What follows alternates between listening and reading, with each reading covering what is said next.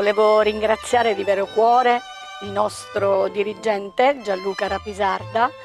che ci ha dato la possibilità di organizzare di nuovo nel nostro storico Liceo Lombardo Radice una giornata importantissima, non una di meno, 25 novembre, giornata internazionale contro la violenza sulle donne. Mi occupo tanto dei ragazzi anche dal punto di vista delle relazioni, del rispetto soprattutto, e in quanto tale referente di questo progetto insieme alla vicaria professoressa Bisignani e con la grande collaborazione della dottoressa Vincenza Bifera abbiamo proprio voluto questa giornata anche per annunciare oggi l'inaugurazione di un centro ascolto antiviolenza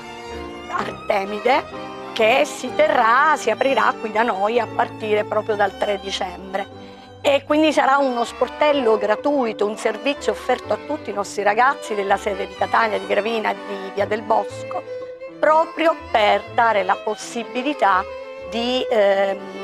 parlare ai ragazzi, di essere ascoltati per qualunque forma di disagio, di maltrattamento e di violenza. Un ultimo ringraziamento doveroso, io lo devo in quanto figlia ad una donna, la preside Concetta Grecolanza, che per 13 anni è stata la preside del nostro liceo